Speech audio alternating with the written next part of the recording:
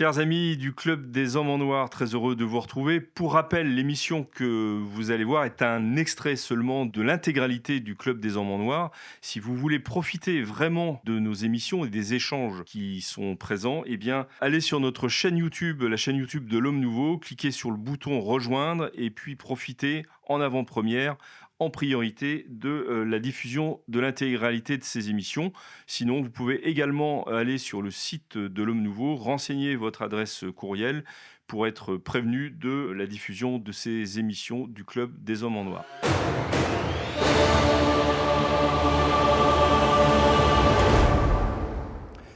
Bonjour à tous, très heureux de vous retrouver pour cette nouvelle saison du Club des Hommes en Noir après notre longue pause estivale. Donc, je suis très heureux de rassurer ceux qui étaient inquiets de notre absence. Nous avons pris soin de nous faire désirer et je suis très heureux d'accueillir en quelque sorte la première équipe de cette nouvelle saison. Bien, j'accueille l'abbé Guillaume de Tannouarn. Monsieur l'abbé, bonjour. Bonjour à tous. Et merci de votre présence. L'abbé Grégoire Cellier, qu'on a beaucoup vu l'année dernière et qui est encore présent cette année. Bonjour Maître Maxence et bonjour à tous les clubistes. Voilà, Maître Maxence, ça me va très très bien. Le père Danziec.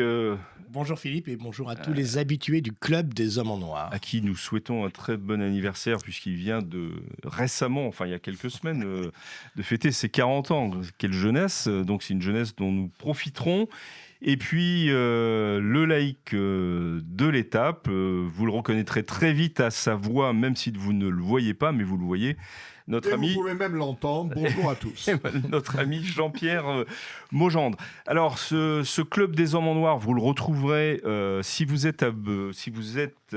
vous profitez, voilà, exactement de l'offre rejoindre sur YouTube. Vous le retrouverez tous les vendredis à partir de 18h30.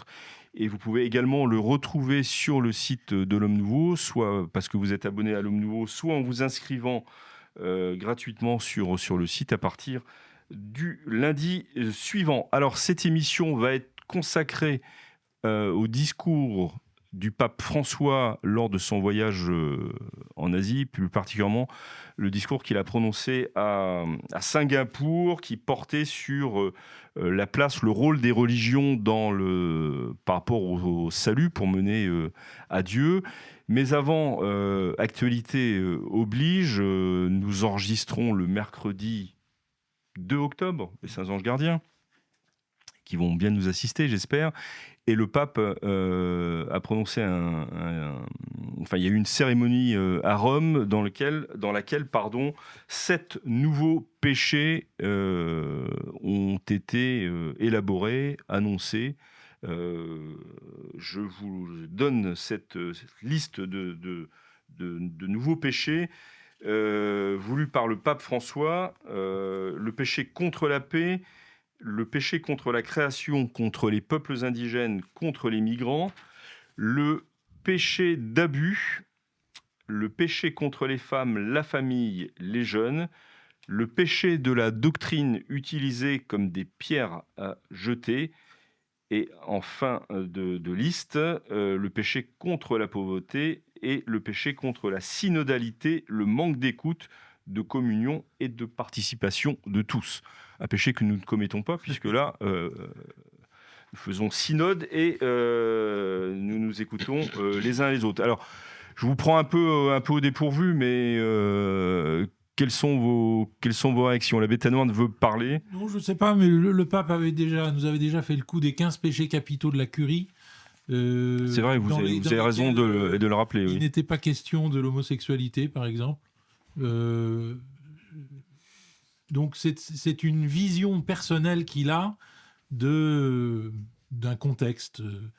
Et je pense que dans les péchés qu'il énumère, il y a ceux qui pourraient se rallier à des péchés traditionnellement énumérés.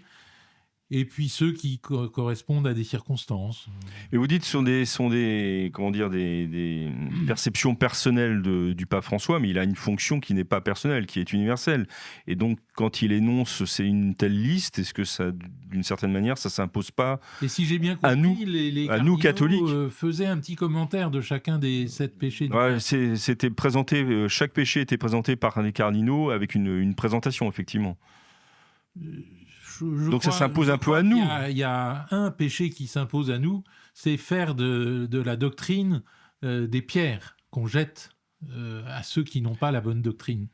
Je crois que c'est un peu ce qu'on nous reproche, nous les hommes en noir, d'être des fanatiques de la doctrine. Mais là, je crois que le pape François désigne plus des personnes qu'un véritable péché.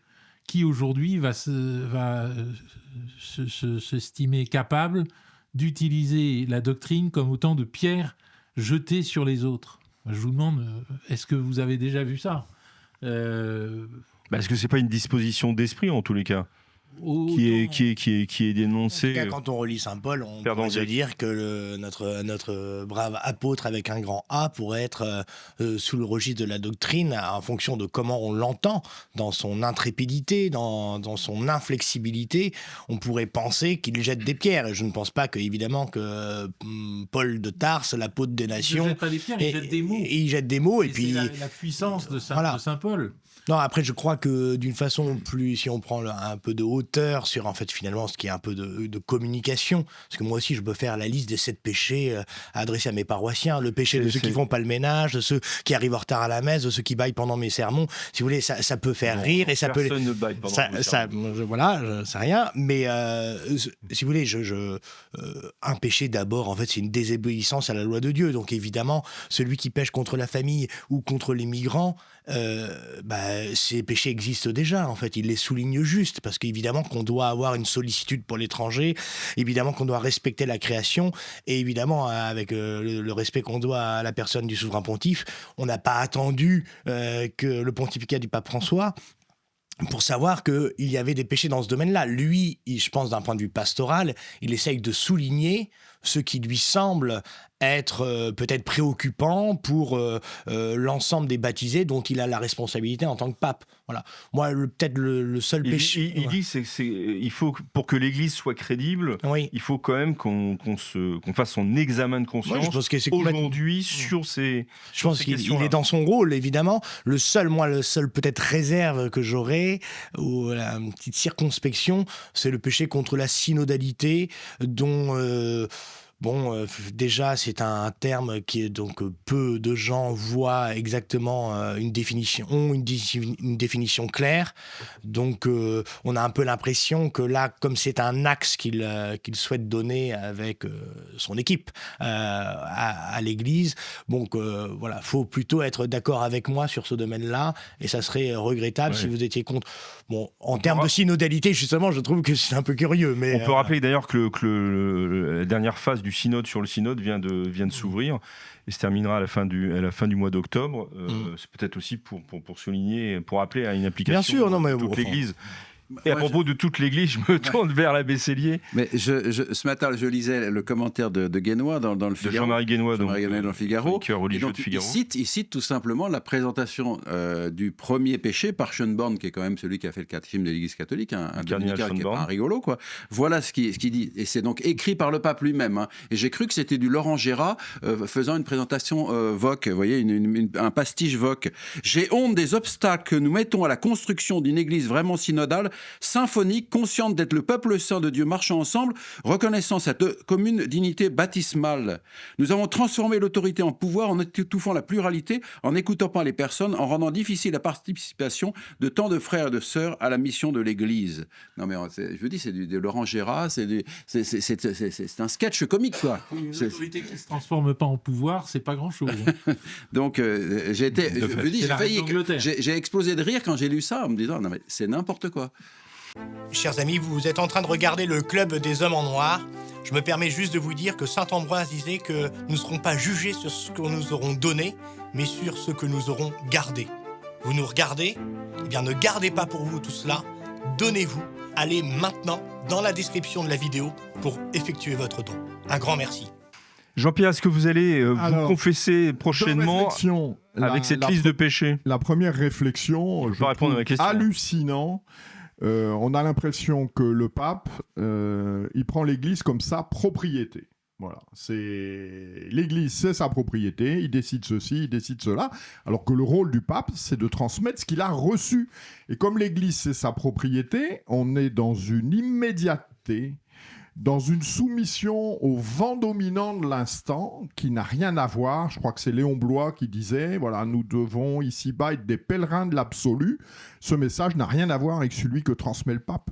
Le pape, voilà, il a d'abord, ça vient d'être évoqué à l'instant, la fâcheuse habitude, mais pourtant très contemporaine, de battre sa coulpe sur la poitrine des autres. Voilà, c'est-à-dire qu'à chaque fois qu'il dit « je demande pardon pour ceci, pour cela », en fait, il ne demande pas pardon pour lui, il demande pardon pour les autres. Ça, je trouve que c'est quand même un petit peu facile. Et puis, ce qui aussi me consterne, voilà, c'est l'Église, elle a les paroles de la vie éternelle, pas du commentaire de l'actualité immédiate, de ce qui se passe aujourd'hui et de ce qui apparaîtra terriblement démodé dans 4 années. Voilà, on demande à l'Église, on demande au pape de nous parler de l'éternité, pas de nous commenter l'actualité présente. Et dernier élément, je trouve ça aussi terrifiant sous un autre aspect, c'est que le décalogue, jusqu'ici, les péchés, c'était les péchés contre le décalogue, qui sont à la fois une règle, mais qui sont aussi une protection. Parce que les péchés, c'est ce que l'Église nous a transmis, c'est ce que Dieu a transmis sur le mont Sinaï, etc. Ben, on est protégé d'une certaine manière. C'est-à-dire que ce qui n'est pas là-dedans, c'est pas péché, et c'est pas, entre guillemets, soumis aux lubies et au mode d'un instant. C'est-à-dire que ce mode de fonctionnement, je le trouve profondément totalitaire. C'est-à-dire, on n'est plus protégé par rien. Voilà, la dernière lubie du pape, son dernière obsession, sa dernière névrose, ça devient péché. Voilà. Et nous, fidèles du rang, eh bien, on devrait être soumis à ça. Je trouve ça profondément totalitaire. Alors, on sent bien la colère. Je voudrais juste quand même souligner que dans dans pas mal de missels traditionnels, il y a des examens de conscience développés qui se sont adaptés à l'évolution des choses. C'est vrai. Il n'y avait pas de points sur le respect du code de la route tant qu'il n'y avait pas de voiture. Est-ce que là, on n'est pas un peu dans la même adaptation faite par le pape François aujourd'hui par rapport à des problématiques qui se posent aujourd'hui, qui doivent susciter notre conscience. Si ce n'est que par rapport à l'adaptation, à la soumission au code de la route, je pense que c'est bien dans la continuité de ce que nous dit saint Paul sur la soumission aux autorités politiques dans leur domaine de compétences, etc. Donc c'est une adaptation concrète, c'est vrai, mais c'est pas une nouveauté, c'est pas quelque chose de radicalement nouveau. Ce qui est dit, par exemple, sur la synodalité, j'ai le sentiment que c'est quelque chose de radicalement nouveau et qui va être difficile de relier aux 10 commandements.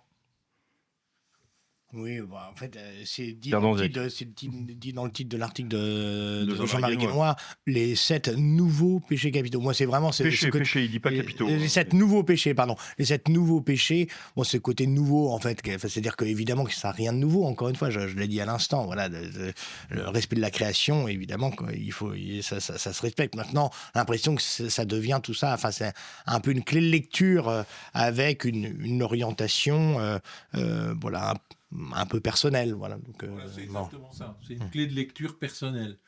Et il est pape, il a tout pouvoir, il est le vicaire du Christ sur la terre, et par conséquent, il peut avoir une clé de lecture personnelle des 10 commandements. Oui, mais est-ce qu'elle s'impose à nous ? C'est ça, c'est la question qu'on se pose en fait. Ah non. Cette lecture personnelle. Non, il a le droit de l'avoir. Et on a le droit de... On a droit et parfois le devoir d'avoir une autre clé de lecture.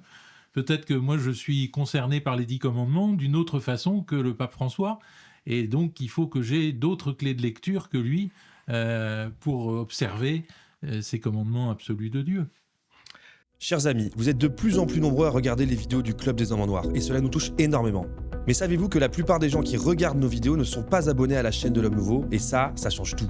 Parce que plus d'abonnés, ça veut dire plus de visibilité et donc plus de contenu à vous proposer. Donc si vous n'êtes pas abonné, s'il vous plaît, cliquez sur ce petit bouton, ça prend 2 secondes et cela nous aide énormément. Bonne vidéo. Très bien, écoutez, merci de vos éclairages sur ce point qui n'était pas prévu, mais qui nous permet d'être un peu en phase avec l'actualité. J'aimerais qu'on vienne à un sujet un peu délicat, là aussi, en tous les cas, qui demande certainement pas mal d'explications et de distinctions. Je voudrais vous citer un extrait du discours donc, du pape François à Singapour le 13 septembre dernier, quand il s'est adressé aux jeunes. Donc, encore une fois, ce n'est pas non plus un discours devant une faculté de théologie ou un enseignement ex cathedra. Ou un enseignement ex cathedra, ou en tous les cas, une adresse à une académie pontificale. Voici le passage. Toutes les religions sont un chemin vers Dieu. Elles sont, je fais une comparaison, c'est toujours le pape François qui parle, comme des langues différentes, des idiomes différents pour y parvenir. Mais Dieu est Dieu pour tous, et parce que Dieu est Dieu pour tous, nous sommes tous fils de Dieu. Alors ce discours a fait immédiatement beaucoup couler d'encre, beaucoup de paroles ont été dites. Récemment, Monseigneur Schneider est intervenu aussi à ce sujet. Et à côté de Monseigneur Schneider, moi j'avais envie d'entendre les hommes en noir. Monsieur l'abbé Sellier.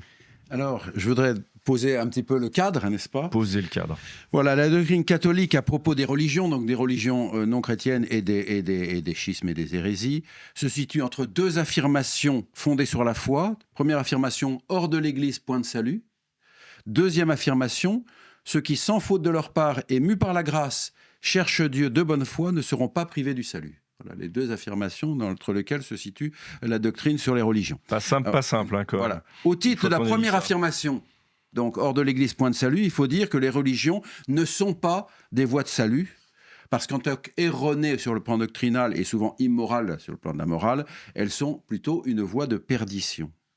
Et au titre de la deuxième affirmation, ceux qui, sans faute de leur part, émus par la grâce, cherchent Dieu de bonne foi, ne sont pas privés du salut, il faut dire qu'au sein même des religions, parmi les gens qui sont intégrés dans ces religions, eh bien, des âmes mues par la grâce sont réellement en mesure d'obtenir le salut. Avec deux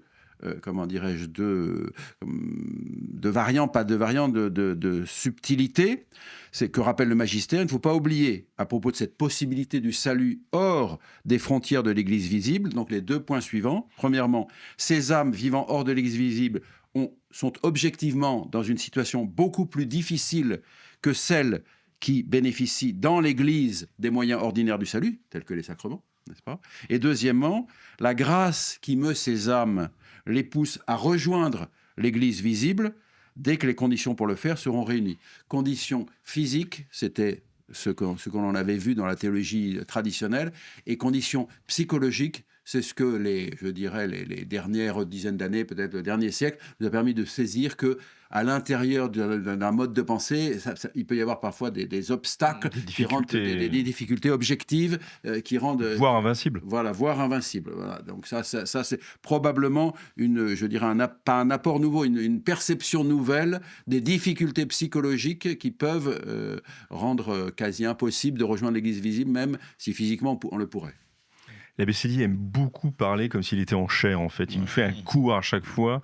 Mais avec c'est pour ça qu'il est apprécié quand même, parce qu'il pose le cadre. Mais dans le cadre, il faut vous engouffriez, messieurs. Moi, Père Danziac. Oui, je contextualiserai l'intervention du pape, qu'on peut comparer évidemment avec d'autres interventions beaucoup plus radicales de souverains pontifs des siècles passés sur l'unique arche du salut que constitue l'Église.